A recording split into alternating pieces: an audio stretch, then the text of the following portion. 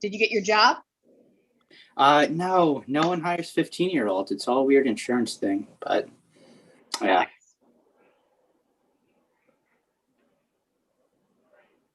What kind of work are you looking for? Mainly anything technical. I'll take retailer stuff, but as long as it's not looking after kids, then I'm fine. Yeah. That's what I had to hang my hat on growing up. And take care of all the kids. Yeah. Doesn't pay. Deliver newspapers. That's what my brothers did. It paid pretty good. Not too many people get newspapers anymore.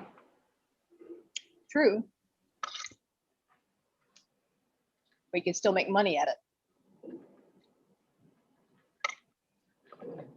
You do have a bicycle, so who knows?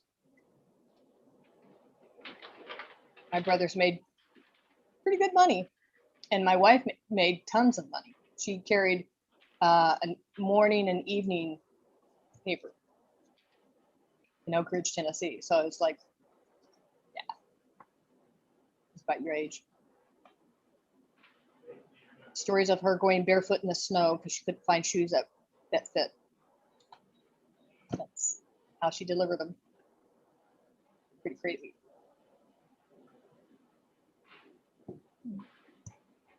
So do you have any trips coming up, anybody? I'm going to the Outer Banks, North Carolina in a week or so. Nice. Should be great. Have you been there before? No, this is our first time. We were going to go in 2020, but pandemic. Mm-hmm. It's very nice there. I'm from North Carolina, so I've been Outer Banks lots. So it's if you get a chance, like hang gliding is pretty fun and pretty cool. You can do that there. So, jump off the giant sand dunes. And that sounds pretty fun. Yeah, it's pretty awesome. One thing you'll notice as soon as you get there is that you're wearing the air. It's much thicker. And also the sweetness of the ocean is in the air. And so actually since I'm from Tennessee, as soon as we got over the Smoky Mountains, you could start smelling the ocean. And I was surprised out here, you don't smell the ocean really, not that much because it's not as warm, but the ocean is warm there. So yeah. You can swim in a bathing suit. It's amazing. Yeah, and not be completely frozen. Yeah. Pretty cool. Jeffrey, are you from Portland area? I'm from Mount Shasta, California. Mount Shasta? Mount Shasta, California. There, just California. over the California-Oregon border there in California. So, my mom still lives down there. So, how's she doing? Good, especially now that she's back at home because she was evacuated because of the fire, the lava fire, 22,000 acre fire. Yeah. On her doorstep, but no, she's fine. No damage or anything. In fact, I talked to her today. Sweet. Yeah. Are they impacted by any new fires coming through yet? No.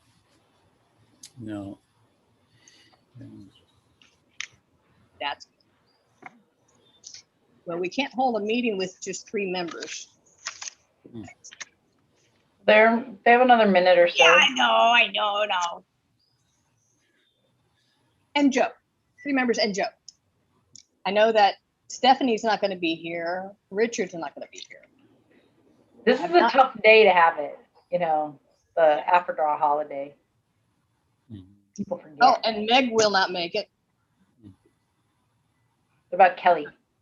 And I will be writing my resignation letter due to lack of time to devote to NA. So we can take her off the list as far as meeting quorum.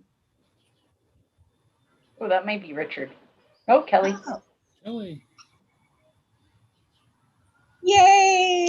Kelly. Whoa. Every once in a while, you'll see this happen. That's my small pup creating an earthquake with the table. So it's not the foundation going down. It's the table going down. How old is your puppy? Say what? How old is your puppy? Just over 4 months. Okay. Yeah, she's a blondie. I've never had a blondie before, and so she's a half lab and half golden retriever. Okay. Very sweet girl. I'm going to start her education tomorrow. Besides my daily education of her. So we made it. Yes.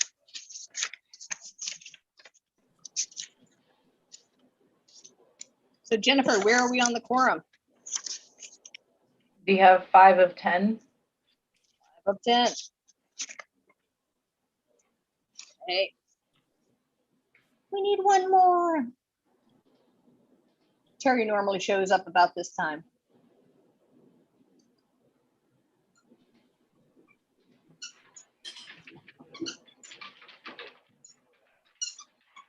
The squeaky noise is not me either.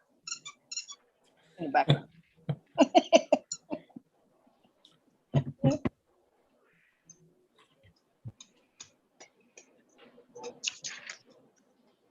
So did anyone have any questions about the documents that were sent out?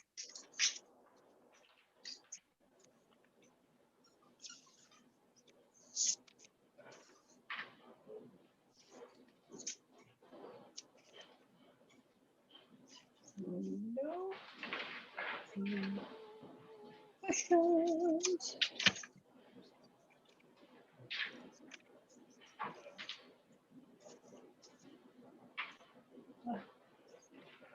Has anyone seen LaRonda Steele?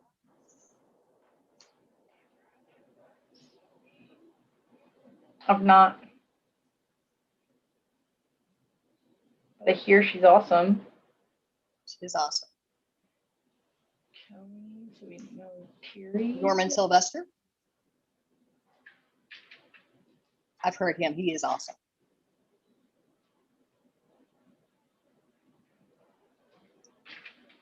While we're waiting for a quorum to happen, I'm going to turn this back over to Jennifer. Can you take the lead?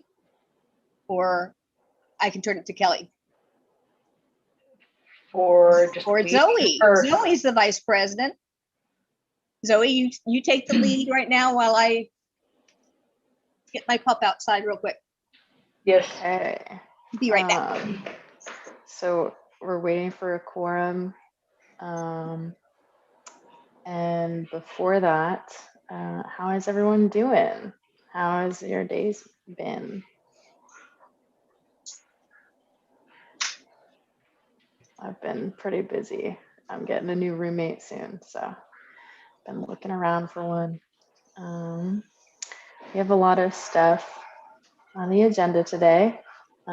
Important things. I don't know how to start because I don't think we can start until we have one more person. So just kind of hanging out. You're okay. You're okay. Basically, we have some like idle chit chat like that we've done. I will say that we have the concerts coming up, and so and I have to look at I did not spend a lot of time looking at the business, but we will be looking for volunteers, including for posting the signs. So we have these like yard signs, and I can push Richard's email that just went to like me and Tamara and Joe Schaefer, who's part of the Hollywood Note Association. He said, I have these signs, come pick them up. So what we'd like is for everybody to grab a couple, remember where you put them. So go put them out somewhere that they'll be seen, and then pick them back up after the 31st, the second concert, and then we'll return them all. So we reuse the yard signs every year. They have like a sticker basically that goes over for the date. So it's always Saturday, July blank. And then it's from, I don't remember what time it is, 6 to 8 p.m. or something like that. So you literally just put in the sticker for like the 24th. And then we just reuse them every year. So it saves quite a bit of money. Instead of buying like the whole sign, we just spend a couple dollars and make those stickers. And then if everybody kind of spreads them out, then it's a little bit easier than our, like, say, communications committee, which is, 5 people. And we have the communications committee, Joe, this will be you too. We'll have to we're probably going to do posters. And so we'll have to do those as well. So, do you do anything online to promote it? I'm sorry? Do you do anything online to promote the concerts? We should. So we can talk about this separately as part of like communications, but we should put something on Facebook. We always put some stuff on Nextdoor, like create an event on Nextdoor, the neighborhood.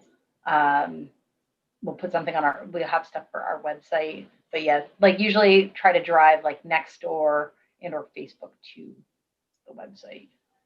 Okay. Awesome. And real quick, does anyone have like a Google Drive link to this meeting's itinerary? Because I couldn't find one.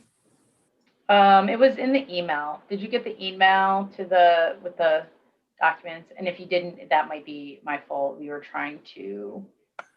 No, I have the meeting on my calendar, but there's no itinerary included. Okay, hold on 1 second. I'll forward this to you right now. Okay, thank you.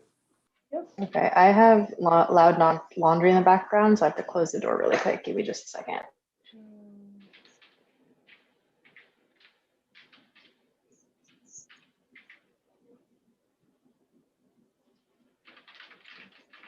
Yeah, I'm curious whether or not Allison and Joe and everyone knew. Stephanie got. They all have the invites. So I set up everybody's email and their calendar and their contacts. Okay. So when I sent out the information to the board, it should have included them.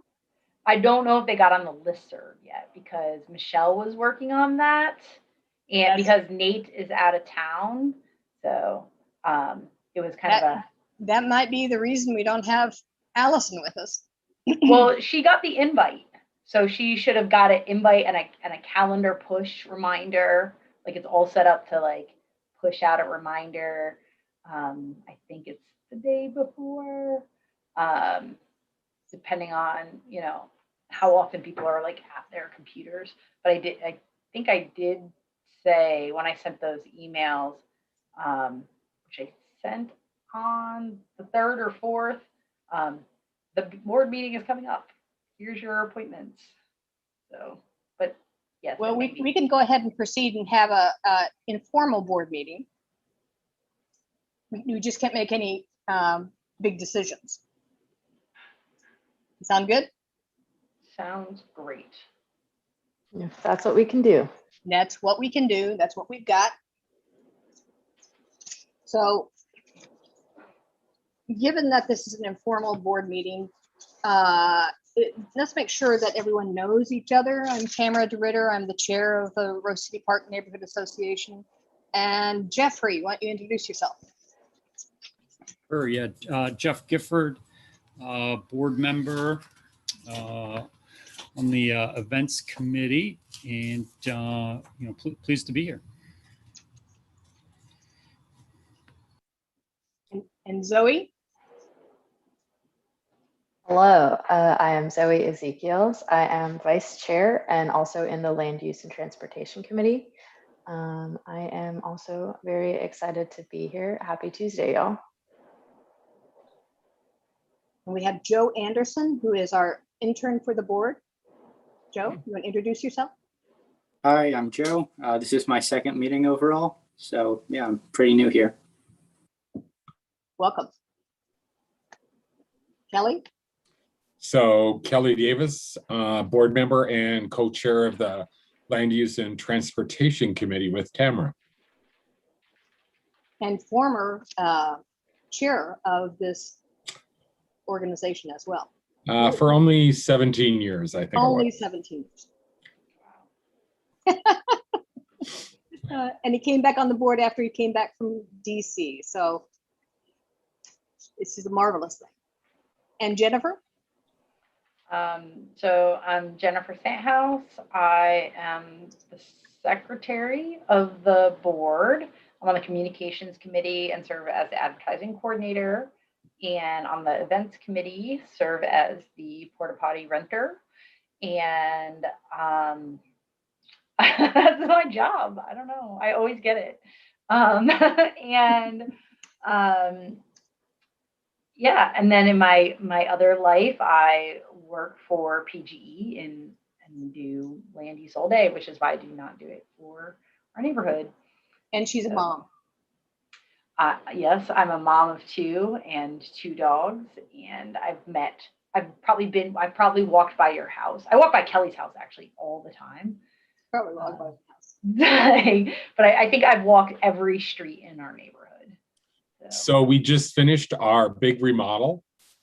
At least on the first floor, we knocked out all the walls, all new kitchen, added a fireplace, everything. So Jennifer, if you walk by, stop in, even though I'm the time in the summer at the houseboat, but if we're there, stop by. Oh, I will do that. We actually just did a big remodel too. We finished our basement. So we added, Nice. It was completely open and unfinished. And now we have walls and ceilings, and we're just finishing the floor. So that's exciting, and renovated the main floor bathroom. So had a lot of work happening. It's fun for it to be done. Big Right? Oh my God. But I know Same Kelly's with house kids. because there was a picture of it during last year's Rose Festival. And then I saw like the big banner. I was like, I walk by that house all the time. Right? 51st? Like 51st. Yeah. A little much. It's a little, I have 2 dogs. They need a lot of walks.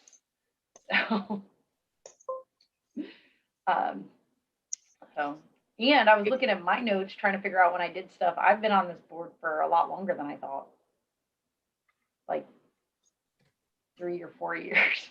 I know, it's scary. I've been on the board for a while. I think since 2008. And I've been, Wow. I just realized I was a chairperson starting in 2014. I can't believe that. It's like, wow. Okay. But then again, I was kind of blotto on 2019 because I was doing chemo. So that year doesn't really count. We give you credit for that year. That definitely still Time counts. served.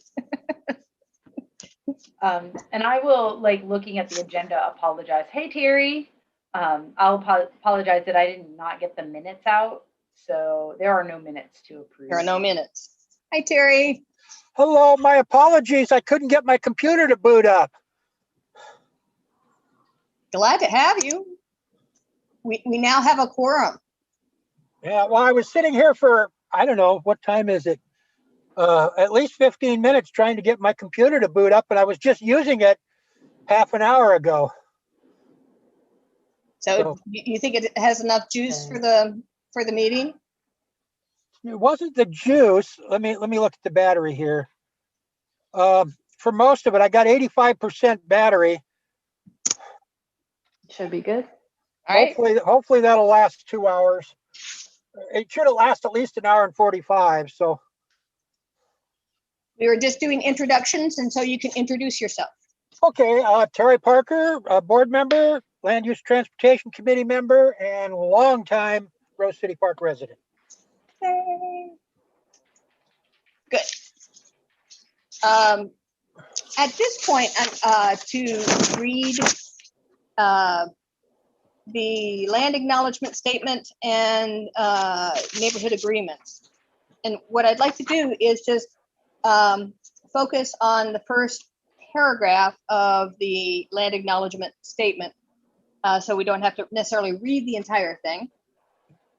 But it says, the Rose City Park neighborhood was platted in 1907, the year of the first Portland Rose Festival.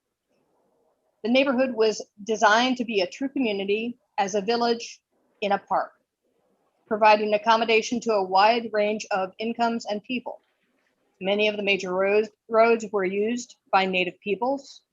Sandy Boulevard, which bisects the neighborhood from the southwest quadrant to the northeast quadrant, connected Chinook villages from the Sandy River and Columbia River to the Willamette River.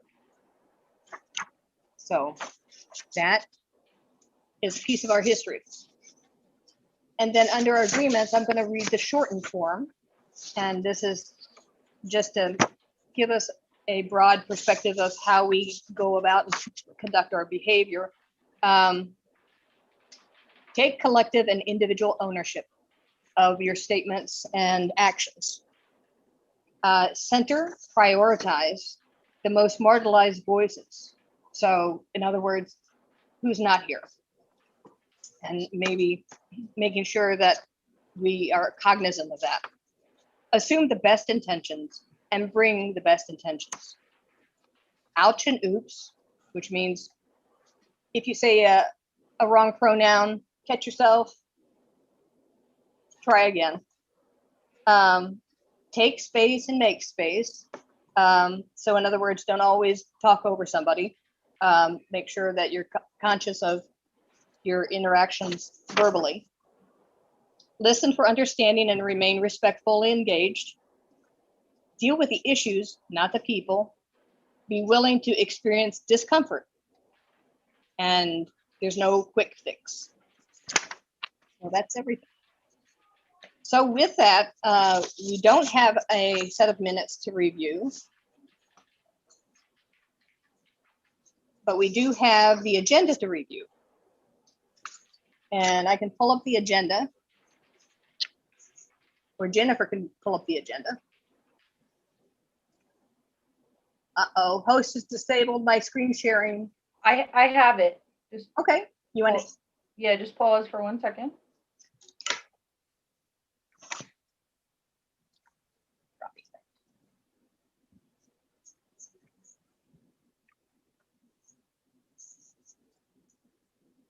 Good. Can you see it? Yeah. Oh, So our CNN board report will be very short because Don isn't here.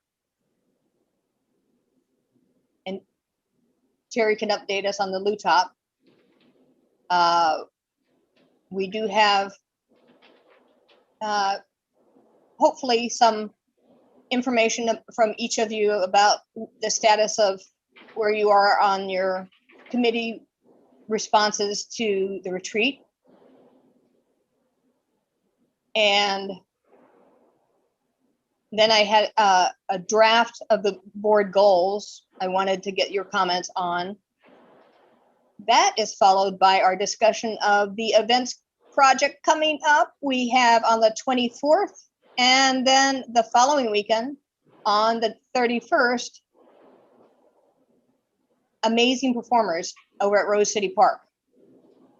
And we need all hands on deck to help us make sure that this runs well. Wait, don't strike that through. That's the board meeting, the minutes. It's the one above it. We don't have the minutes. Oh, sorry, I read the wrong thing. Ignore me. It's okay. Okay, then we have a quick discussion about the shooting that took place over at the Rice School at Rose City Park, former Rice School, which is where the basketball courts are. Just a commentary from Matt Millenbach regarding historic monuments and the fact that we should be more involved. And then a request by the chair for, board member bios so they can get on our website. That's followed by committee reports, and then we adjourn. Is there anything to add or delete besides what's been deleted? Meg, Oh, go ahead, Zoe. Meg isn't here, so we won't be hearing about the playground project unless we want to flip through that slide, show ourselves, or the presentation, the PowerPoint. Right, we do have a PowerPoint. And that also means we don't have a person on the board that now represents that project, which is an issue. So we'll need to have somebody from the board selected.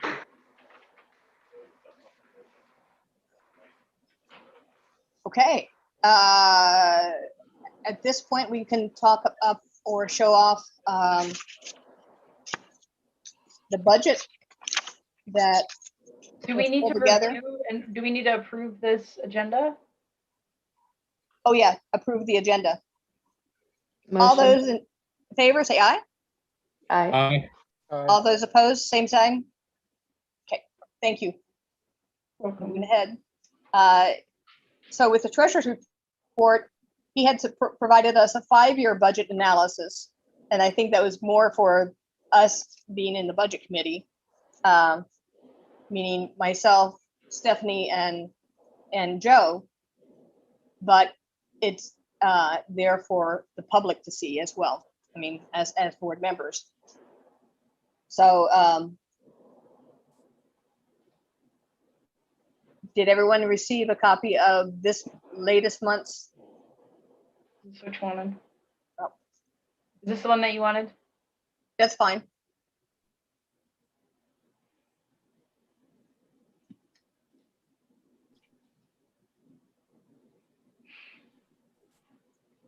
So at this point, the biggest outlay we have is music in the parks.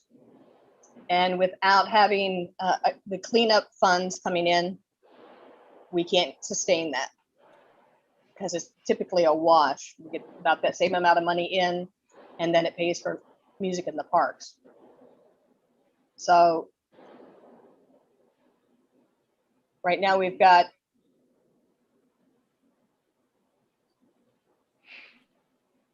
I'm not sure how much has been expended so far with music in the parks, but those are the two areas that we need to be concerned about.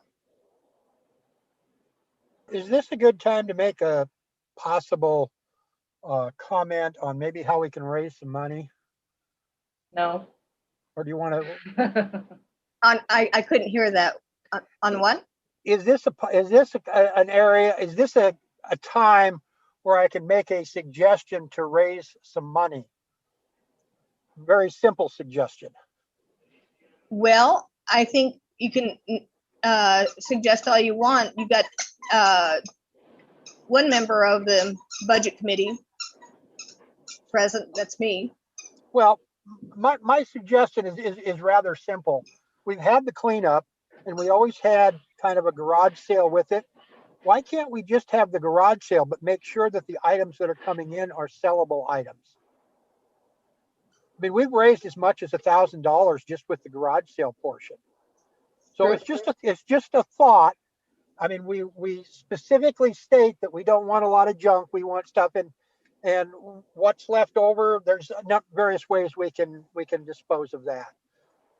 Either by giving it to, you know, the community that hands out stuff, or Goodwill or Salvation Army, but make sure it all goes one place. So that's my suggestion, very simple. Okay, and I just want to point out that last 2 or 3 times that we did the garage sale, it was a Herculean effort to get rid of all the stuff. And most of the material that was remaining would not be taken by the thrift stores. Yeah, and it wasn't, but a lot of it wasn't what I would call sellable, really sellable material, either flat gym balls, things like that. So, I mean, we'd have to be very particular about what we took. Well, it's that's just a just suggestion. It. Okay.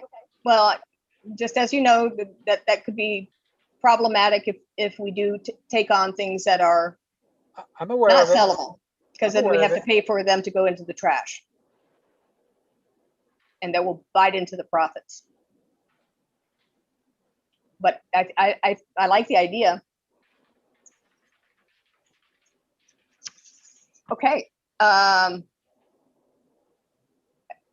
I think everyone needs to be aware that this is pretty alarming, that we don't have income coming in. It's unusual for us. The money that we do get in, thankfully, has been coming from advertisements that Jennifer has been able to garner through her work with communications. And the money that we've got from CNN, Central Northeast Neighbors, is $1,000 less than it was last year. Another quick suggestion. I'm sorry, Tamara, I didn't mean to cut you off the top of my head. I think that CNN has some grant money. Could we get some grant money for the concert?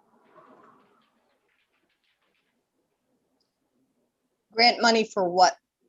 I don't know. But the way I understand it, they have some grant money that they can pass out. The concert is appreciation of the arts. Could we get some grant money to maybe help subsidize the concert? Well, That might- typically, it's real important to have the grant money in hand before you hire the band. I understand.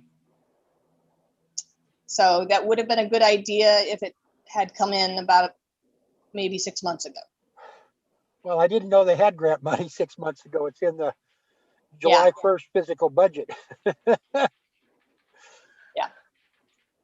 Yeah, if you have any more information about those grants, Terry, it would be if you could share them, share the grant. I'll talk to Allison about it. Well, along Ones those, that you think are sorry, valid. along those same lines, you could apply for that grant money, or you could use that grant money to fund next year's concerts. Good point. So who wants to look into the grant funding possibly? Terry, you want to do that for us? Well, I will try to get some information from Allison to bring back to the next meeting. Okay. I want to call her. I want to call her anyway. So good. Okay. I have another idea about the difference between the concerts expenditures and our income. What if we had like a competition potentially, and or younger, less known artists that were, i.e. cheaper, so that our cost actually just went down? And it's like kind of a weird thing, but like spend less than we do. Like different known artists perform, or yeah, or like high school competition, bring your garage band to our park, jam out as loud as you want, so all these people have to listen to you. I would love that. Like a battle of the, we could even do like a battle of the bands. You could totally do a battle of the bands, and then you could have the winner get to have their own concert the next week. All I'm saying is I'm trying to make music, so that's very interesting to me. I mean, battle of the band / artist / whatever. you talk about this year or next year? Oh no, this year's done. We already got our stuff going. All right, that's what I thought, but I just wanted to clarify. But we could even have prize money, and that prize money could be $500, which would be 1/4 of what we're spending. As far as I this like year's that idea. as far as this year's concert, and I'm sorry I don't remember the name of the artists, but the one lady that we've got coming was at the blues festival. Very well known. And Rhonda Steele. Rhonda Steele, yeah. I'm sorry, I couldn't think of her name, but if we can send that out maybe a little farther than what we do, maybe we could get more people to come to the concert, and therefore more donations. I could make a Facebook event post about it. I feel like a lot of people get these events on Facebook. I don't know if RCP has a Facebook. And Joe's going to dominate that for us. Okay. I can't see him right now. Another idea. If we established a broader online presence, this would probably be more up to you, Jennifer, but we might be able to have more online advertising for our business partners. I'm not fully an expert on that, but if we have a broader online presence and more followers, more visitors to the website, we could have a teeny little banner ad or whatever for a business. Yeah, we have to probably explore that with it being like through CNN or something, Tamara. But yeah, I think that's a great idea. Online advertising is awesome. You know, we publish our newsletter digitally. So we actually did have some conversations about if we had a digital newsletter, would there be advertisements in it? And like, what does that look like differently? But yes, we could definitely have a bigger conversation, probably outside this forum, but we could definitely have that. And we'll just have to make sure that we follow all of our nonprofit regulations as far as, you know, what's on our website, if there's any restrictions there. But I like it. I like the idea. Good. Okay, do we have if there's no more ideas, I'm taking them all down. I'd like to move on to the CNN LUTOP report. Can we approve the budget or approve do we have to approve what's on I the think this screen? is just review. Oh, okay. He did send copies of the budget, but I have that here too. Hold on one second, see if I can. it's just the year to date. We really did not adopt. Here. I can We figure really this did out. not create a budget for this year because we didn't have money coming in. That And works. Here's May. Okay.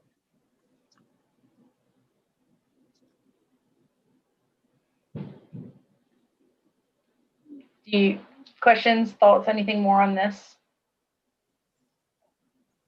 Can you see it? Nope, it's good.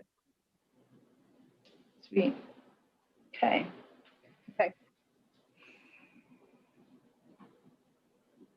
So Terry, you want to give us an update on what happened at LUTOP? Yeah, there were basically two issues that are two things that were brought up, the main part of the meeting. One was the transit hub in Hollywood, and it was pretty much the same discussion that we had in our LUTOP meeting.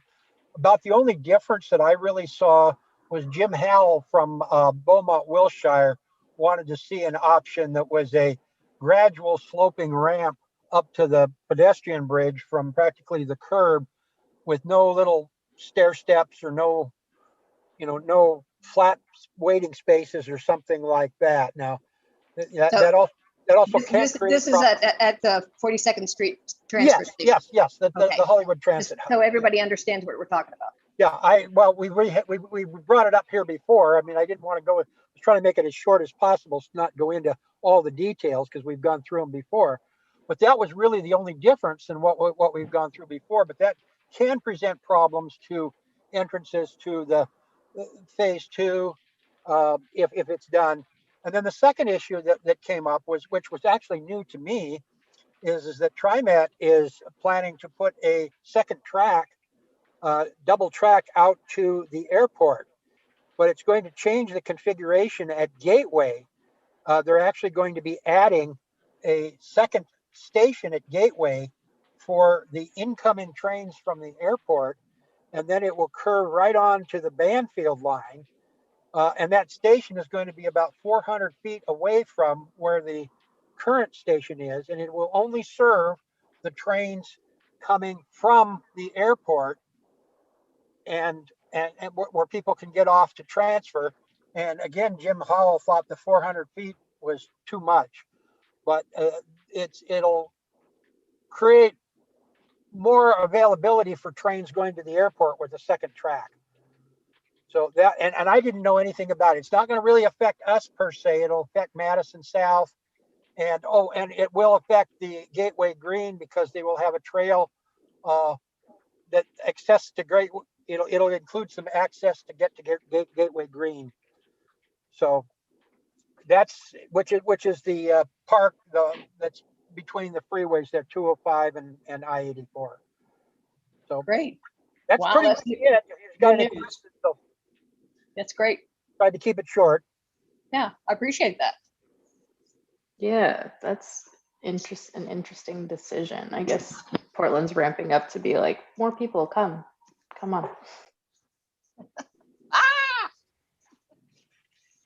So at this point, we're running a bit behind, and we have the board retreat overview. And I wanted to see if any of the committees had had a chance to talk through their responsibilities that were assigned by the board at the retreat. Kelly, have you had a chance to work with Terry and Zoe on the land use and transportation? We have done nothing. We are sorry. I pretty much blame Zoe. Okay, blame Zoe. Good. No, Just kidding, Zoe. I'll take it. It's okay. And I take some of the responsibility too, because I'm the one that comes up with the agendas, and since it wasn't assigned to me, I haven't thought about it. Some of this we actually do at the meetings. I mean, review and respond to city transportation proposals, respond to neighbor concerns. You know, about half of these we cover at the meeting. So there's, I mean, I've actually printed it off this time.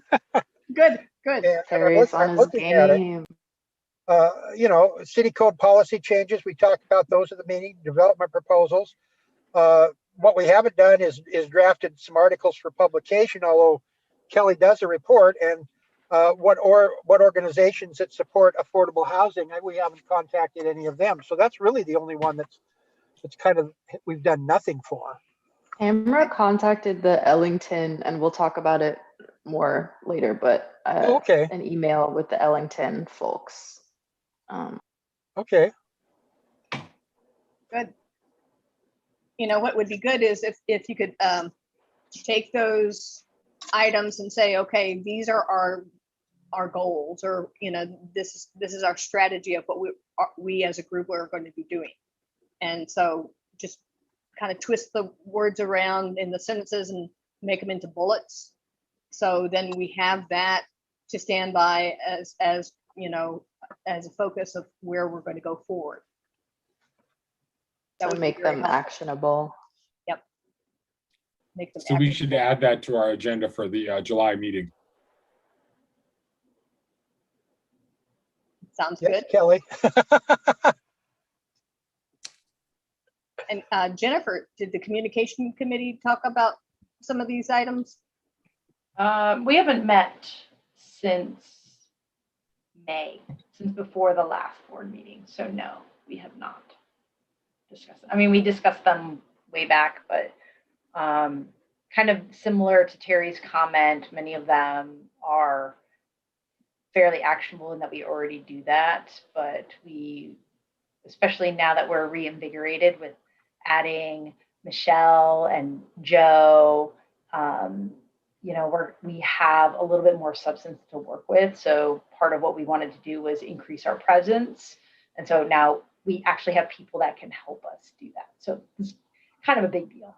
We'll probably have more, I would say August. I think like just, well, maybe like a little bit later, but yeah, we have a plan, but we're about to be busy. Okay. Same for events. And the diversity. Say all that. Good. And the diversity committee has not met since our last meeting, because that was on the same night as the diversity committee. So we did discuss each one of these, and some of them don't work because we're just a temporary standing committee, not necessarily an ongoing we didn't anticipate to be an ongoing committee.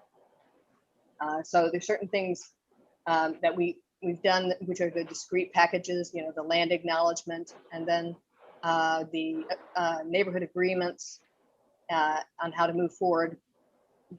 And then the next step would be how can we then leverage holding board meetings with an advisor to help us walk through talking about how we can become anti-racist, okay, and then move forward with the dialogue into maybe a general membership meeting to discuss those items. And how can we make it fun? So those are things that are kind of big and broader than just the diversity committee.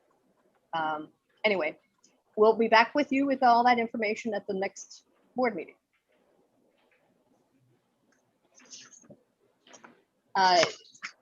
Did anyone have a chance to look over the board goals? Stuff I had drafted last time. I still can't share. What would, oh, you want me to share? I can share. Yeah, Hold can on you? 1 second. Just need to open the right. It works better than me trying to read it to people. Is it it's just part of the RCPNA goals and priorities one that you want me to Yeah, share? it should be board draft goals. Yeah, it's on a separate sheet. It was a separate thing because I printed that one too. It's a separate document. I'm on it. I could share my screen if you're not. Oh wait, I found it. Sorry. It says draft is the first word. And that threw me for a loop. 1 second. It's This very draft. this can be a little finicky about sharing. Otherwise, Zoe, I would be happy for you to be sharing. Here we go. Yeah, Zoom is Yes, working? not always user friendly. Oh. So as I said last time, it has some language here that I took directly out of the bylaws, which talk about neighborhood livability. And those are interesting terminology because it means different things to everyone. And so how do we quantify communication and liaisons? And are they those appointed people? Is communications mean what we talk about as individuals that are board members, or is it as representatives for the board? And to conserve an improvement of character. And sometimes that can also be language for making sure that those that have land still retain the land, and they can improve the character by adding more roses. I don't know. The question is, how do we quantify that for today's population?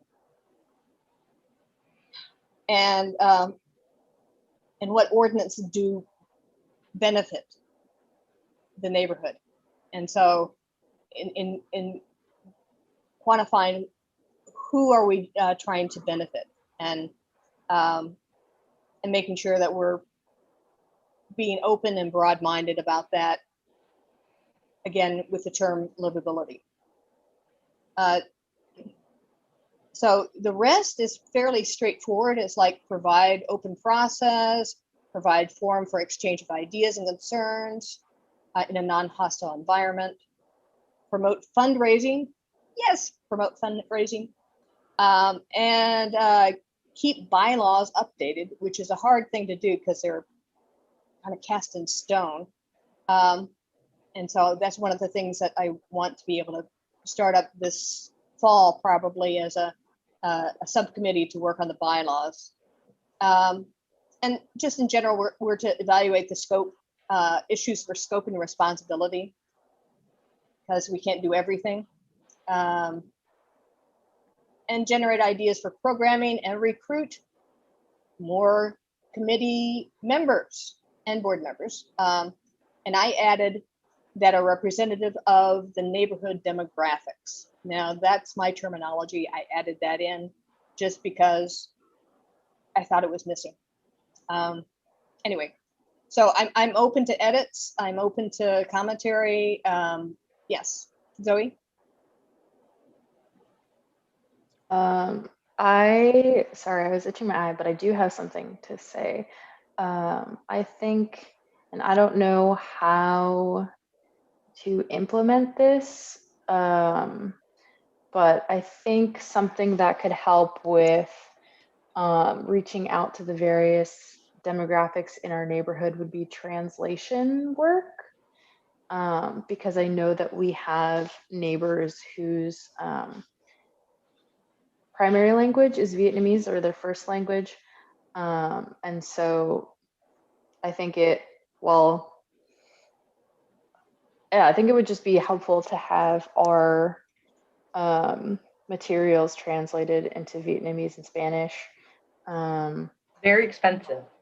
Yeah, that's what I was gonna say. And I don't know enough of either language to be of any help. We like that. We did look into it as part of the communications committee regarding that translation, and I think it was like something like $200 a page to have things translated per language. So it kind of starts to add up really quickly, and we just didn't feel like we had the financial resources, I think is the right word, resources to do that. And my family, you know, my children go to school and are part of the immersion program. And so I also experienced the challenges of trying to get documents translated into Vietnamese for school. So we do this for all of our PTO documents and for our Hoi Fu Wen, which is the Vietnamese student parent-student organization. And we run into a lot of challenges, even just within that very distinct community of being able to get that done. So I'm not saying that it's impossible or that I just say it is very challenging to find those resources. So, Right. Question. Yes, Is there somebody maybe in the neighborhood that could do, not asking him to do a whole newsletter or something, but maybe come to a meeting once we get live meetings or put some information in the newsletter. And I'm saying this because my next door neighbor is Vietnamese, and he was an interpreter for the US government. He's not doing very well right now. I mean, he's pretty much housebound and can't walk and whatnot. But I mean, there's got to be other people in the neighborhood that probably fall into somewhat of a similar category, because a lot of them moved into the neighborhood to be close to the Lady of the Vang Church, and the fact that they were housed in the Ellington. It wasn't the Ellington called the Ellington at that time, so they just moved out into the neighborhood.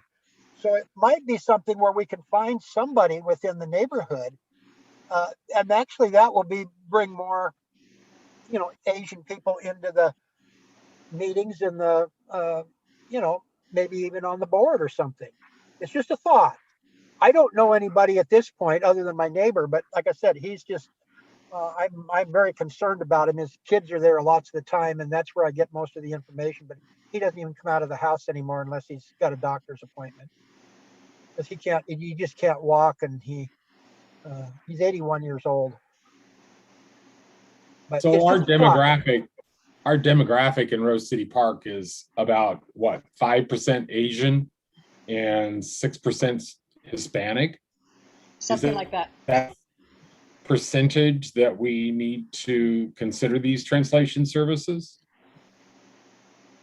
Yeah, also, I like to learn those languages, so it might be a little bit of a personal thing, but I think that, yeah, Spanish is one of the top languages spoken in the US, and Vietnamese is spoken pretty widely, but not at that same level. So I just think it's something that's like kind of acknowledging who lives here and acknowledging that English is not, it might be the official US language, but a lot of folks in the US don't speak English. And so Also, one idea is, you know, like Portland Public Schools, they have a drop-down item where you can click on and have the page translated into different languages. So even if we don't have something in print, it may be something that we can have as a technology added to our website somehow. Like Google Translate or something Yeah, like Google that. Translate or Yeah. something. Yeah, Joe. Yeah, we want to make sure to like double and triple check if we use any of those, because Google Translate has some issues where they use the direct translation and not like the slang translation, and you can end up with some really weird stuff if you're a native speaker and you're like, what does this mean? Okay. So we Thank just you. want to make sure to like spot check all those if we do decide to go that route. Okay. Thank you. Good heads up. Yes, Derek. Changing course a little bit here for our goals. And I don't know quite how to say this in a positive manner, not trying to be negative, but I would like to see a goal to keep our general meetings a little more simpler, where we don't just pack the agenda, so that we can get through them and so that we can have discussion.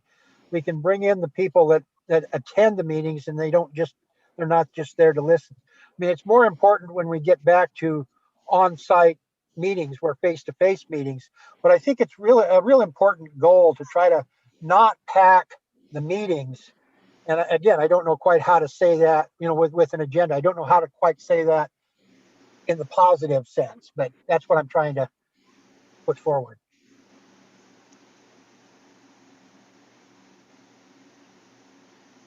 I think part of that is encouraging dialogue in a public setting.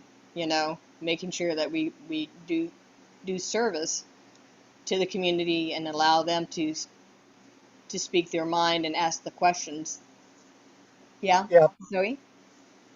I think maybe a way that we could mitigate some of the stuffing and kind of pull it in other directions is to maybe push because all the meetings are open to the public, so push some committee meetings, and then maybe, I don't know how this would work, but maybe have part of committee meetings open for discussion if there's like so like for instance in one of our, so the most recent shooting, so have that be like a discussion that maybe like it could be in the general meeting, and then like I'm trying to think of a So it way could to maybe more like a round table that we could have Mhm. speakers and then maybe open it up as a round table discussion of, you know, what we're dealing with in the way of safety, and Right. have people speak and give their experience. Yeah. the city used to do that with their budget meetings. They'd have roundtables, and you could go sit at parks, or you could sit at transportation, or you could sit at whatever. And usually the time allowed to sit at about 2 to 3 different tables, where you had a discussion with about 8 or 10 people, and the bureau head or a representative of the bureau head was at that table. And so yeah, that's not a bad idea for some of the issues that come up. Depends on what it is, but it's not a bad idea to have a roundtable discussion where you have a small group discussion, and then a facilitator and somebody that takes notes that can report back to the group. So what we're actually getting into is something beyond goals. It's actually more like objectives. How do we get these goals implemented? And so I think this is great. And what I will do is take these and see what I can do in the way of setting up objectives under each one of these for you based on what we've just discussed. And if you have any other ideas for how we can meet these goals, but first off, I think it's important to make sure that we have all the goals that we are going to have, at least for this season. They could all change, next fiscal year. And then from there, figure out how we're going to implement. So are there any additional things or things that should be deleted from this list as far as items? I have a comment, and yes, we should have no more than 3 goals. We will never accomplish all of this. However, I think that some of these that are listed fall under some of the bigger goals. So I think you could almost say our number one thing, define neighborhood livability. That should be our number one goal. What does that mean? And then you could take A, B, C, and D, and I think you can put every other thing basically under those. Literally can have 2 goals. Like you can have define livability, and then that is like something like we as a board, we can like think about all the things that make the neighborhood livable and how do we want to promote that and what does that feel like right now, and how, like, we can talk about how that's different from the past. The lovely thing about vague language is that it can be changeable, with the current times. And then we can say like communication and liaison. Well, that's provide forums for the exchange of ideas, like communicating and liaising between the groups. Like that's kind of like the same. And so we can like mash that kind of together. The ordinance and policies, like that's our bylaws fit into that. Like, like what helps us stick together as a group, and then like what do we support like bigger than that? Like that's all just kind of like one like jam like together. And like kind of like the other, like I think we can like mash this, but I think if we have 8 goals, we'll complete 0. If we have 2 to 3 goals, we have a higher probability of getting those 2 or 3 done. So like maybe we think about like what we take off or like how things go together. But I would be like, I'm pretty concerned about like this list. And I think like generate ideas for programming, like that, some of that can be done at a committee level, and or as communication and liaison, so I don't know if we want to like think about like how that looks a little bit more mashed, or if there was like one thing maybe people want to say like this is like the most important thing. Like we have a small group, so we can kind of like be a little bit more like space to say like this is like really critical to our success as an organization. Like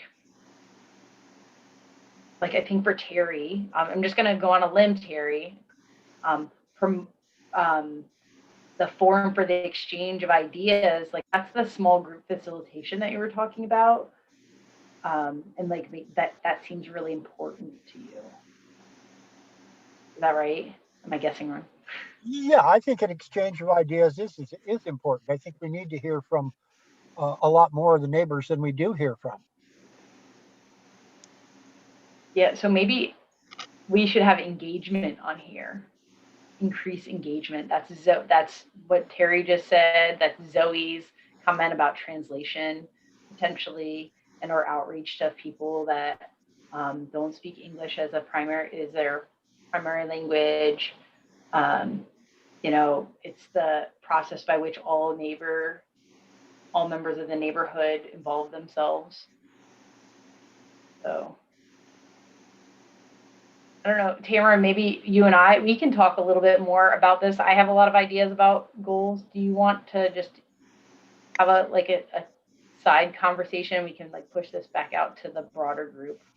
Why don't we do that? August. Yeah, and just pull it off this discussion and come back with a reformatted setup, and Zoe can help us, right, Zoe? Yeah, I like the format of ideas, sub-idea, action steps. I can help with that. Yeah, and this is the hardest thing, Tamara. So thank you so much for kind of pulling this together. I know it's brutal to do, especially to put the first draft out there. Yeah. So And that's why it's there to get beat up, you know, and to get something down. I'm just trying to mush what we have in our bylaws with the items that we came up in our retreat. So this is a meshing of both of those in this document. Yeah, let's, I can try to find a time that you and Zoe and I can meet to chat. That would be great. And we can work on a Google's document together, something like that. Perfect. All right, excellent. Okay. I hate to say this, but we are running behind by 20 minutes already. Next, we have the events item. Our picnics in the park is a big deal. We have this once a year, and we jointly do picnics in the park with Hollywood because each one of us, as a neighborhood association, are allocated one free use of the parks a year. And so we actually have the one on the 24th.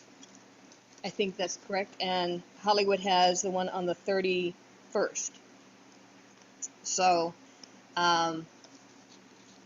it's basically our name on a piece of paper, but we share the entire thing. Right now, I think there's new signs that have been drafted up, and we need to make sure that everyone gets like 3 signs to put up in your part of the neighborhood. And you're going to be responsible for these signs, so make sure they're up, and then make sure they get picked up and carried back to Richard's when we're all done. So, and the signs are at his house as we speak. And those of you who do not have Richard's address, it's 2214 Northeast 51st. So come on by, pick up 3 signs, 2 or 3 signs, and over the next week, and we need to get those in by this next weekend in order for us to make sure that folks are putting this on their calendar, working their magic around that with their families. And we do not have to have contact tracing, which is a big deal. Now, I know Richard is working to try to make sure that we have all the facilities taken care of. Jennifer and Jeffrey, do you have any updates on some of that activity right now as far as getting ready for the performances?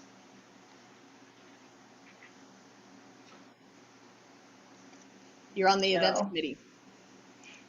We're on the events committee. We have not done a great job of consolidating that. I should have my final bid for the porta potty tomorrow. So we'll get that, hopefully we'll get that secured tomorrow. I did notice that there's already 3 porta potties parked down there. So I'm not sure how many the parks thinks that we need, but I think they're there because the park had maybe closed the restroom or something. So anyway, we should have that secured, pinned down by tomorrow. And then we are going to work with Paper Jam, hopefully, to get some posters made so we can put some public, like some other stuff out with businesses. And then we do need volunteers, but we have not done a call for that. So expect to see an email in the next day or so to the board and probably to all the committees to see who wants to help us. The stage, I believe, is being stored at Linda's house for right now, and she volunteered to help, I believe, carry it down there, down for the setup. So we'll be looking for volunteers to help with stage setup. That takes place about 2 o'clock in the afternoon of the event. So those of you both days. Yeah. Huh? Both days, both Saturdays. Yeah, both Saturdays. And then after the event, then we have to load everything back onto the truck and break things down. Are they bringing their own sound equipment, or do we have to provide that as well? Do you not know? Okay. Zoe, Is there a way that it might be too late now, but for next year that we could collaborate with an organization such as Food Not Bombs, PDX, and they prep free meals for folks and then have that available, just because it'll be at a park, and I mean, families might bring their own food, but then it provides an opportunity for those who are facing food insecurity to have a place where they can not only get food but also watch music. I I like don't know that. if that'd be There was possible an now. idea of people bringing food as a food drive at Mm, this event as well, and possibly advertising for folks to bring non-perishable food to donate, and then we could drop them off at emergency food bank. yeah, I like that idea too. I think the only restriction is that no food can be sold, or no products can be sold at the event. So that is the only thing, like one of the few restrictions. Yeah, I I know do Food know Not that. Bombs doesn't sell. They Well, I just do know take away that food. just this last week, Suzanne Briggs with the folks who take care of the bluff above the Rose City Park asked to put a table at the event. And so I don't think it's too late if you want to champion that, Zoe. If you want to have a table at the event, and that you can arrange for Food Not Bombs folks to show up, that would be great. And I'm Yeah, not sure if you're asking, you want people to bring food, or just, for food to be there in case people are hungry, or what. But I could reach out to Food Not Bombs. I was looking more at the mindset of having food there in case people were hungry, but I think a food drive is also a pretty good idea. okay, it may be a little bit late for that, Mm-hmm. but leave that up to you. And again, work with both Richard, who's in charge of this, our Richard and Jeff and Jennifer, who are in charge of our week, and then Joe Schaefer is with Hollywood, and she is in charge of the other performance week, and just Okay. asking permission for putting a table in. All right. Okay. And then we do offer that opportunity for our gold and silver community partners as well. So like one of the benefits of being a community partner is acknowledgement at all of our events, but we want to especially thank those organizations that provide significant, especially financial support to us. So we try to make extra room for those partners as well.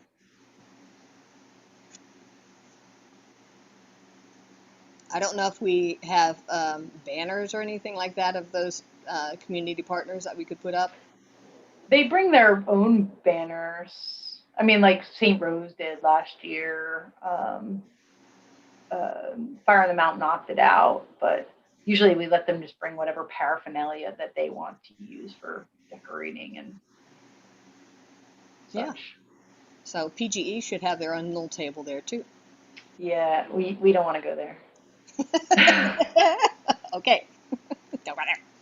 Oh, well, you have to get it approved by CorpCom, which would probably require approval from a director level, and that happening during fire season is.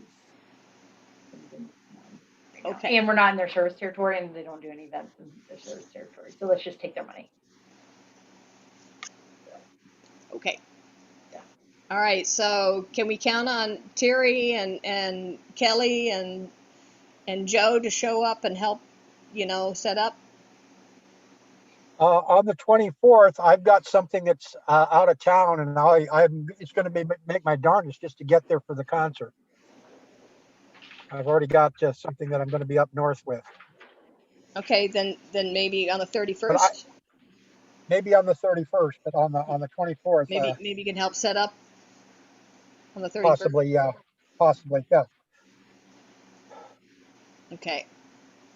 So we'll be doing a massive phone campaign to get everybody there, to get all hands on deck, and it should be fun. And hopefully it's going to be beautiful, and it'll be great to enjoy time with others without masks on. Ah! It's amazing.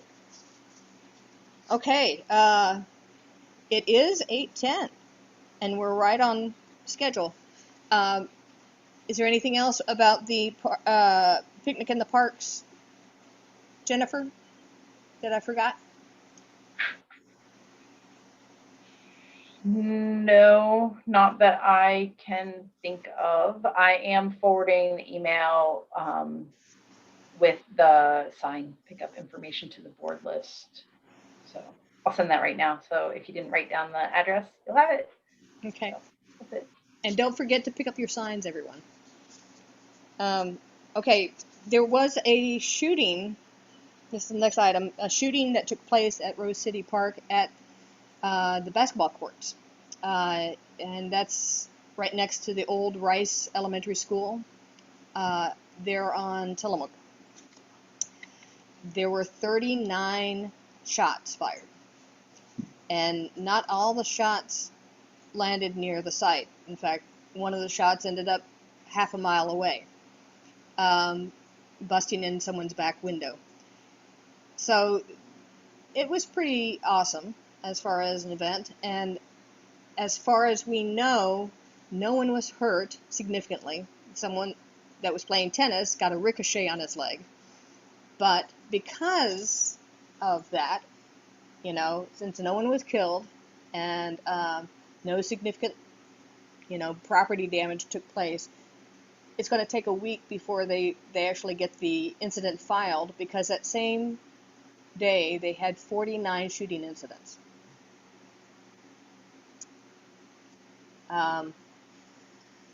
So I'm not quite sure what we can do, but I've rallied the forces, and Zoe's on the safety committee, and Don's on the safety committee, and Suzanne Briggs is one of the people that was impacted by the shooting. And so all of us are kind of collecting our comments and then waiting for this report, so then we can try to figure out what's the source, you know, before we do implement a strategy or talk about how to change things. Yes, Terry. Based on what I'd heard on the news, and I didn't even know about it till I heard the 10 o'clock news, but what I understood is there was a group of about 35 people that were at the basketball court, and that's where the shooting originated, with the basketball courts right next to the old school. And they shot, you know, somebody was hitting them in the tennis court, you know, on the ricochet. But I just wanted to clarify that. And the other thing I wanted to say too, as far as safety is concerned, and I did not realize this until maybe 2 or 3 weeks ago, since the city has taken over the Ellington, there have been 9 shootings in the Ellington. I knew about 3, but there have actually been over the 9. past year. This is a 12-month period. No, it's over past maybe like 3 years. So about 3 a year. Okay. I think that's, you know, Ted Wheeler bought those apartments, I think, in his first term. And I found out, again, news media, they interviewed somebody that was living up there that had a little girl. And like I said, I knew about 3 of them, but I didn't know there was 9. So that's quite a few for a 6-block area. Well, it is, but also there's no verification that the Ellington was involved at all in this event. So I think we have to be cautious. And I wasn't trying to join the two. I was just trying to say that this was also happening. Yeah, I appreciate that. Yeah, and the Ellington is actually 3 blocks away from the basketball courts. No, it isn't. It's right behind Ben's old house. It's about a block away. Because it goes from Halsey to Tillamook. 66th runs through the middle of it, and 67th is on the east side. There are houses in between 65th and the Ellington. but it's about 6 blocks, not a full 6 blocks, but almost. But yeah, the Tillamook end of it is only a block from the school, less than a block from the school. Okay, well, I did speak with the the site manager as well as the coordinator with Home Forward, and neither one had heard anything about the event. So that was news to them. The only thing they know is what was written up in the paper. Yeah. So that's what we've got right now. I think the best thing to do is go about fact finding, but what we're seeing is an eruption in all parts of our city, and we just need to be conscious of what's happening and try to figure out if there's a way in which we can support a non-violent communication with whomever is involved with this to negotiate some sort of, I don't know, ceasefire. Zoe. Okay, I was trying to unmute it, but it wasn't working. I think this is also a great opportunity for, not that it's a great opportunity, but that this is an opportunity, because this is horrible that this is happening. It's an opportunity for us to check our biases, check language involved in these, commonly used when these situations come up, and then also really look at the root of these issues as ways to look at that as the issue, the root problems, and see, like Tamara was saying, how we can support fixing those root issues.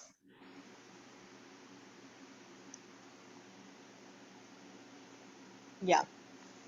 Okay.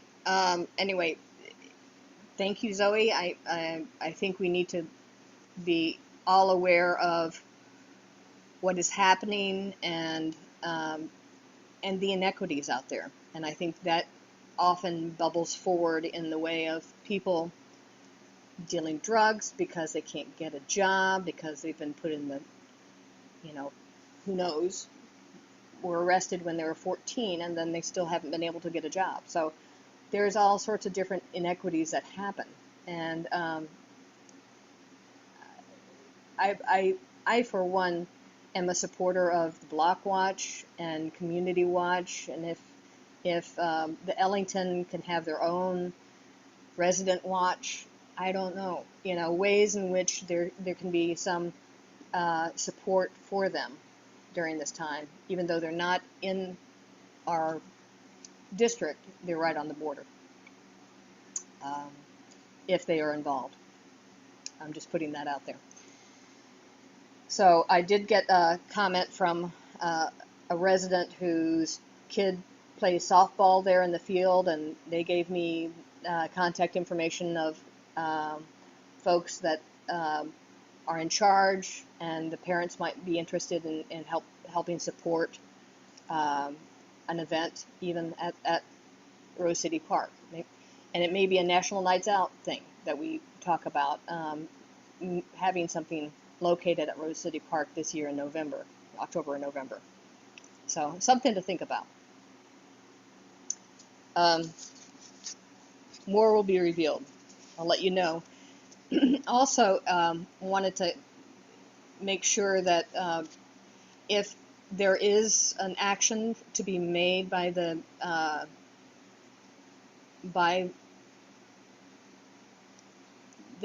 safety committee, is it possible that we would support the officers in making that decision?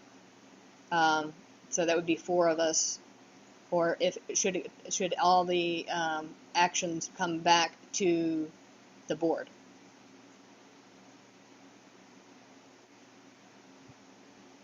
Wouldn't it be timing? I think, again, it'd be nice to be able to act on something sooner than later. But I think in the big picture, it'd be nice to have a community conversation on safety, and maybe even a special community Zoom meeting or gathering just to discuss safety and have different members of the city council there and representatives from the community to talk about the issue. I looked on, so I was interested in looking and seeing if Joanne Hardesty or one of her team members could come speak about like alternatives and more like community stuff rather than using like punitive ways to try and solve this, instead of using more like restorative. But I could reach out to them for our next general meeting to see if someone would be available to maybe help facilitate that conversation. Personally, I'd rather see somebody other than Hardesty. I mean, either you like her or you don't, and there's as many people that don't like her as like her. Yeah, Joe? I a little bit disagree with Terry here. I think we should have as many people, including Hardesty, as we can get. Hardesty had made some decisions that not everyone supported, and I don't fully understand every one of them, but I would like to. I would like to see what everyone is doing. And I think that involving Hardesty and as many council members or their people from their teams as we can get is important. Yeah. I agree. And this may actually be a special meeting. You know, it may not be a typical general membership meeting because stuff is happening now. And I don't know if we have time to wait until October. And that's when our next general membership meeting is. So, but I'm open. Whatever you guys want to do. I'm going to be around. I've got a lot of stuff happening around the house and with my rentals this next couple months. So I'm not really going to be vacationing probably until September. So if we need to have a special meeting before then, I'll be around. Something to think about. What are your thoughts, Jeff? I mean, these are all good ideas. You know, I think it's important. It's kind of disturbing that, you know, we've got, you know, this kind of shooting incident in our neighborhood to such a magnitude. In the bread box. It's pretty scary. What we found out is that a 9mm bullet can travel 1 mile. And one of those 9mm bullets traveled half a mile all the way to 56th from that site. 56 in Sacramento. Okay. It wasn't a real strong trajectory. The bullet crashed through the back window and hit the wall and busted the wall, but then bounced off. But if it had hit somebody in the head, who knows what it could have done. So we're talking about impacts that may have happened that we don't even know about yet from those shots. And we got kids, you know, we got families. Tamara, I'm sorry, how many shots did you say were fired? On 39. Saturday? 39, okay, thank you. They found 39 casings. I'm surprised no one was killed. I am too. That is shocking, actually. Well, I think that shows a bit of the bravado that's going on.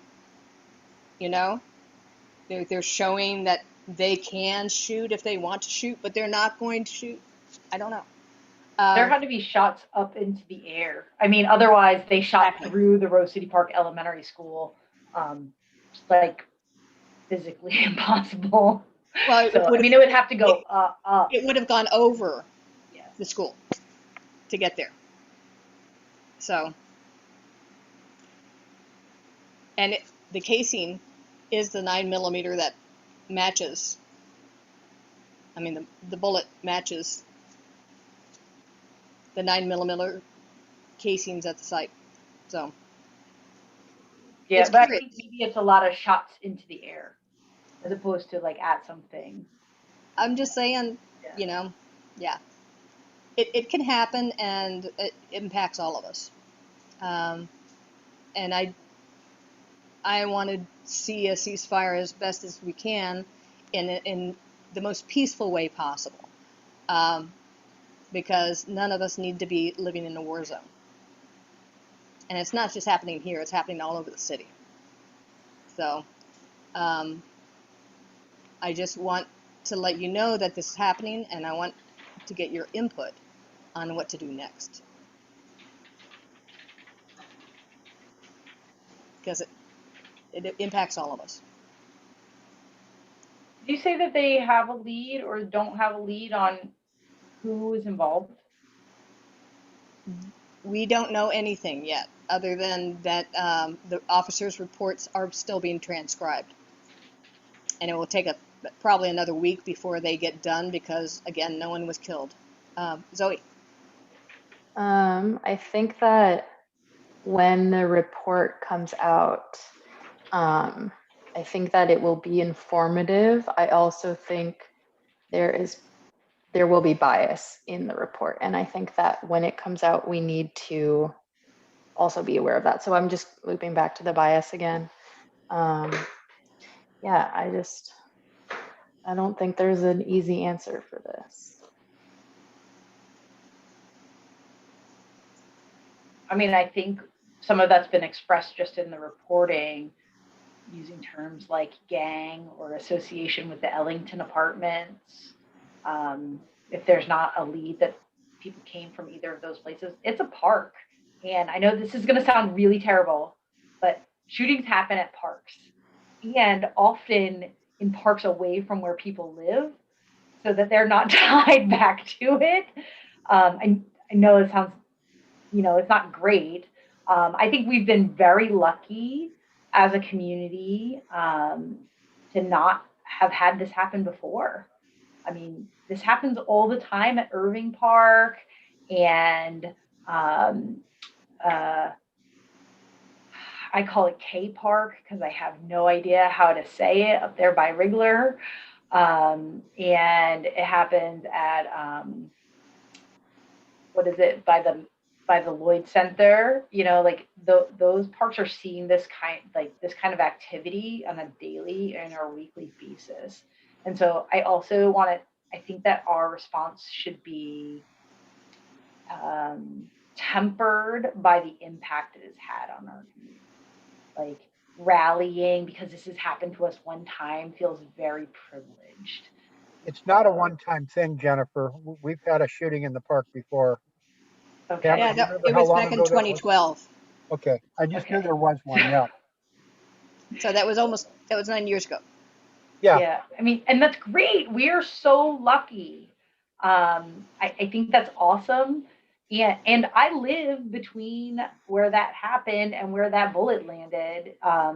So I feel, really lucky, I guess. Knock on wood. Because that could have been my house. I live closer than that, to that location. But I do think we want to be really careful about just assuming that there was a gang involved or that it's associated with Ellington. I mean, their proximity, like the proximity to Madison South, like we should gather with them. But this could very well be Grant. I know this is going to sound terrible too, but this could be Grant high school seniors just shooting guns in the air. I mean, there's nobody to say that it's like any of these groups. And so I think it's really informative to get the police report. And then maybe just see what other neighborhoods are doing, especially those that have been maybe more significantly impacted by similar events. So I'm from the South. There's a lot of guns there. So also that. Me too. Yeah. So. To me, it seems like it's almost impossible for that bullet to go from the park to that house. And it just makes me wonder if it was part of a drive-by that same people or same gun that happened later. I just see too many obstructions in the way. That's all I'm saying. I mean, I'm with you, Terry. it's hard to I'd be know. cautious to conjecture, but I understand the vagueness and like, how does that make sense? Like, I understand where you're coming from, but would proceed with caution with conjecture. Joe, also, you had your hand up. Would you like to speak? I was gonna say something, but then I was like, what was I forgot it, but I think it was something like we would want to, if we were gonna have like be focusing on these shootings and stuff, we would want to make sure that we're talking uh maybe like in the wider scope of all of Portland instead of just our little neighborhood, because as Jennifer said, we've only had like, if we just have one shooting and go full like, oh my god, shooting stuff, that seems pretty privileged of us being just, and not towards other neighborhoods that may be more affected. So I think we would want to be focusing more of our dialogue on a more city-centric thing instead of just our little community, our neighborhood. I really appreciate that. Thank you, Joe. Good. Okay. Moving on. I just wanted to mention what Matt Millibach had said. He was actually more concerned about the fact that neighborhoods are not involved in the location of monuments. You know, that we don't really get, the city doesn't contact us. They just put things in, and, you know, we don't actually have much say. And so what he was interested in is maybe us as a board doing a letter to the city council or whoever's in charge of doing the monuments and saying, hey, it'd be great to get involved if you guys are looking at putting monuments back in our area. I don't know. It was just a suggestion, so I thought I'd I bring took it it a up. little differently, Tamara. Yeah. In fact, I've got it here in front of me because it's another one of the things I printed. I took it that he's concerned that about the stuff that was taken down illegally and where is it going to end up, that we should have a say about maybe putting it back or replacing it someplace else or whatever. I feel very strongly about that myself because it's being done, the decisions are being made behind closed doors and the public isn't involved at all. And quite honestly, I'm refusing to pay my arts tax until something happens, till I know where those statues are going to end up. Okay. I would also like to get involved in neighborhood dialogue because I don't want the city to put up colonist statues in our neighborhood without, you know, I just don't want that. Yeah. I know that Stephanie suggested that our new board member suggested that they should just put a horse up there that anyone could get up and sit on.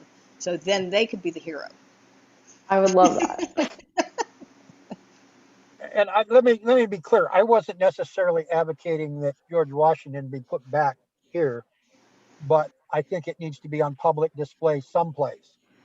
And I think it was a beautiful this piece of this art. is private property. It's not public property. And I mean, that's just an example. And for me, the statues that I'd like, or the art that I'd like to see torn down, are all that ugly rebarb down by the Multnomah County building. That just looks like rusty garbage, and yet they call it art.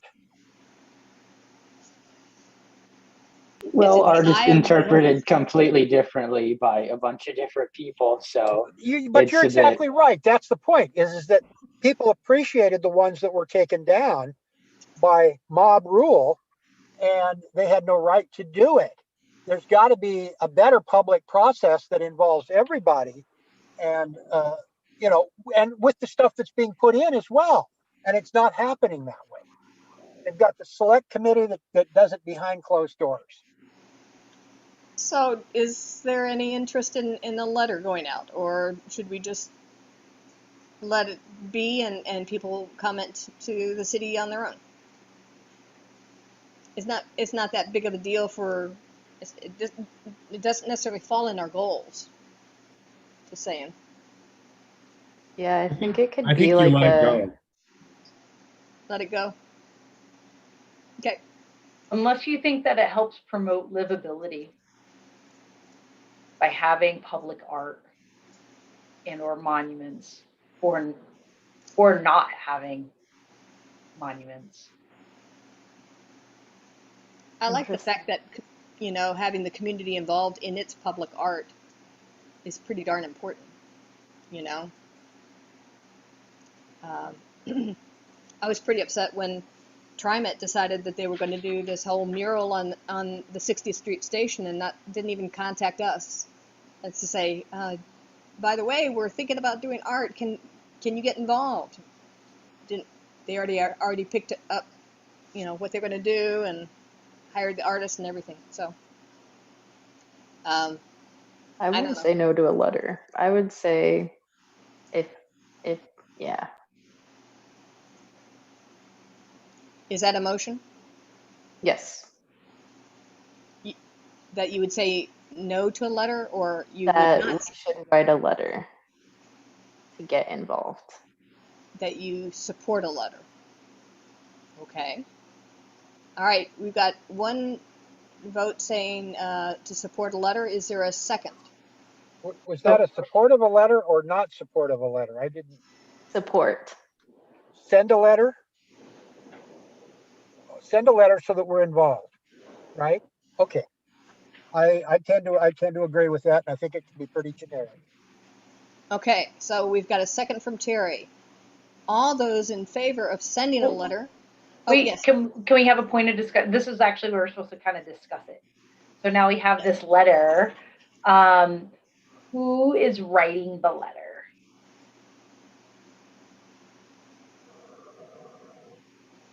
Because it's not super fair to volunteer somebody else to do work.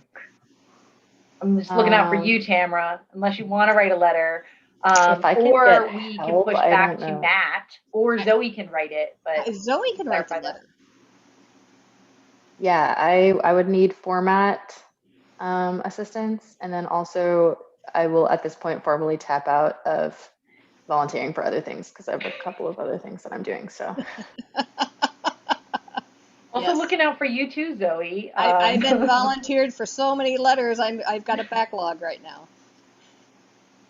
I think this is fairly simple in that just saying that we as a neighborhood association think that the public should be involved with the decision-making process. Okay, do Terry, you want to write the letter? you volunteering? Well, I will. I'll tell you what. I'll send you a draft, and you can. Won't be. It'll within a week or so, and you can take a look at it and see what you think. Yeah, you can send it to Zoe? me, and then we can bounce back and Or I forth can on send it. it to the whole board. I mean, Yeah, just me for the first basically, draft. I always say a generic letter saying that the public needs to be involved with some of these art decisions. Basically, that's the crux of it, is what I see. Okay. Okay, so we've got a motion, we've got a second, and we have a clarification. All those in favor of this letter coming out of Zoe and Terry on behalf of the board, say aye. Aye. Aye. All those opposed, same sign. Okay, motion passes.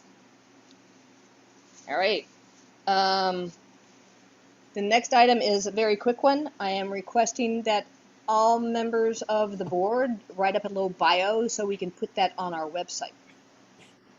It'd be. Great thing we did that last week while you were taking the dog out.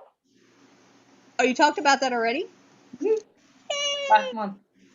Yes, and we posted Stephanie's and Zoe's bios to the website. Wonderful. Yay.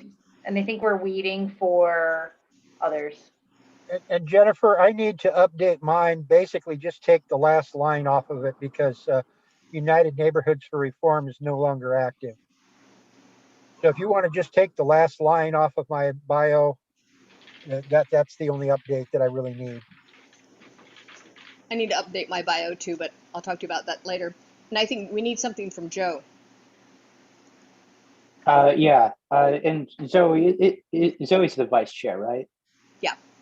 I think that the vice chair is still marked as vacant on the website, so that might also want to get updated. We'll do that. Thank you. Are you feeling vacant there, Zoe? Well, sometimes. I live in a basement after all. Not a lot of light. All right, now we're down to 8:40. Now we're 20 minutes behind, but we can speed this up because we don't know if we want to watch the playground video or whatever. And I don't have anything new for the diversity committee. But let's go for the land use and transportation committee update. So at our June meeting, TriMet and the developer Bridge Housing came to talk to us about the Hollywood Hub project. So that project is now, phase one includes 202 units. 60% of those are 2 and 3 bedrooms, so they've changed the mix. The building is 13 stories tall, and get this, includes 40 parking spaces. So they showed us 3 alternatives for access to the platform, including elevators, stairs, and ramps. They've completed their traffic study and say that traffic on Halsey is not impacted by the proposed development. You know, I'm not sure, Tamara, if we should ask for the traffic study so that we could look at it and maybe make that assessment of our own, but we could talk about that offline. They said the bus stop locations are not finalized and require additional study and input from stakeholders. After funding is secured, more design work will be completed and they'll come back to our committee with more design work. Sandy 51. So I toured the project recently and talked to the resident manager. She said that 70% of the complex was leased and they expected that number to go up substantially over the summer. I asked about how many of the renters had cars, and Terry will be interested. She said most of them. Some of the neighbors have complained about traffic, parking, and safety, so I'm going to organize a walk around with the neighbors and the resident manager who agreed to accompany us, and I'll report back. Safe routes to school, the 64th and Brazee intersection. PBOT has gotten back to us with some visuals of similar projects. They appear willing to meet with us to discuss an alternative design using planters and tough curbs. Perhaps engaging local schools in the execution of the project will also be discussed. Slow streets. Scott Cohen from PBOT is hopefully going to come to our September meeting and discuss the impact of that project on our intersections. And finally, the Southeast Station Vicariate. The pastor is not calling me back, but I haven't given up, and I will keep pestering him until we have a better understanding of what the plans are for that site. Cameron, anything else? Or Zoe or Terry? I think you covered it pretty well. Yeah, I'm worried about the church, but they're not getting back to you. I'm still worried about the traffic study, though. I just can't see how it's not going to impact Halsey. Yeah, me neither. And where are 200 people going to park in that neighborhood? You said there were 40 spaces. Yeah. And now just think about that with the change with the Rose Lane on Alameda. So if all those apartments go into Our Lady of Lavang site and there is no access going eastbound from Alameda, where's that traffic going to go? We would have to insist that they put a traffic signal in at 54th. Okay, more to come on that. More to come. Okay, communications. That's me. Communications committee did not meet in July, but we did make some progress on the website. Michelle is got some recommendations, and we're going to be discussing those at our next meeting. We also, I think, have figured out the login information for our social accounts, so more to come, more presence there, and we are, I think, in just dire need for just more participation on that front. So Joe will definitely want to bring you on for that. And then the newsletter, our next newsletter is not until September. So we are reevaluating our ad to article ratio because I'm really good at selling advertisement, but not everybody wants to read a giant pack of advertisements. So we want to be cognizant of the substance, but also still be able to fund the kind of our publication. That's the idea. And so we are going to try to seek some additional support for more community partnerships. It's a little bit more bang for the buck, I guess you could say, as like a space to money ratio. Just 1 second, Joe. I'll grab you. So we'll be following up. Nate is going to take on a bigger role on the community partnership front as well. Okay, what can we do for you, bud? Do What's gonna take a bigger the role? part. I'm sorry. I was just trying to hear. Yeah. What's going to take a bigger role, Jennifer? Nate, who's on our committee, Nate Ramsey, is going to take a bigger role on the, since he was able to give the website stuff to Michelle, so now he can do some more on the community partnership. So. I'm sorry to interrupt you, Joe. Go ahead. No, I just had a question that I realized I could answer it myself, so I'm just gonna not waste your time. Waste our time, it'll be fun. Okay, I probably could have just looked at some of the budget stuff, but do the advertisements typically tend to subsidize the newsletter fully, or what type of additional money do you have to put in there to get them printed? Richard would be the best person to respond to that, but I think the community partnerships plus the advertisements probably do cover the publication cost, or fairly close to that. Okay, cool. It's good. That's a good question. It is. Anything else to add? Okay. Diversity Committee has not had a chance to meet. They will be meeting next week, so nothing new there.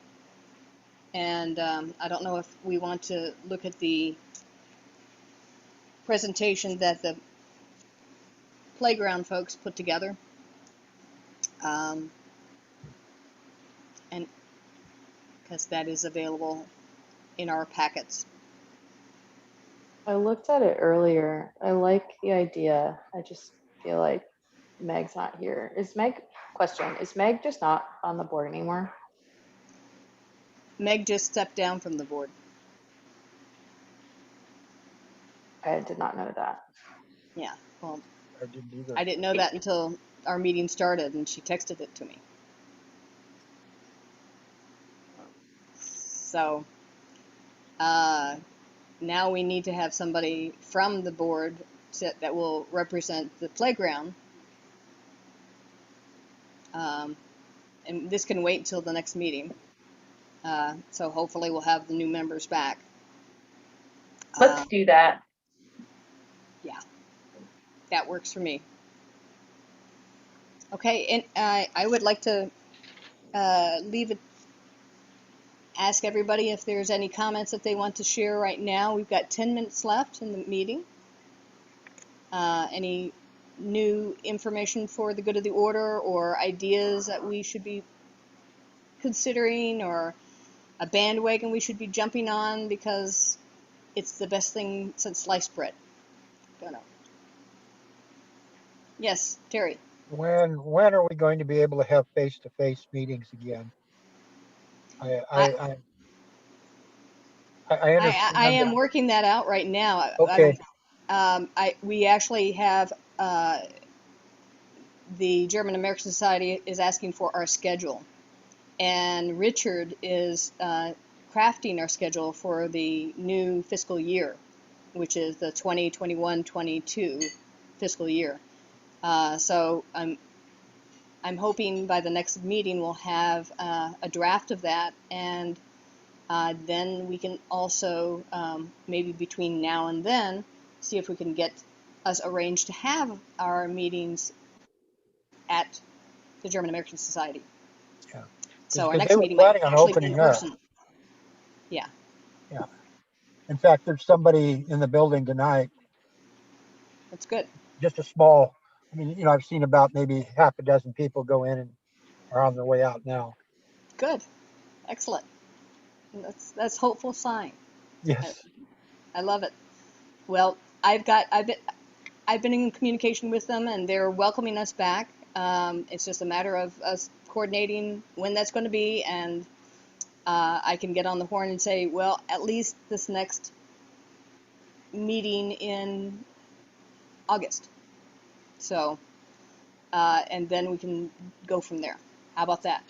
And what about the committee meetings? Good question.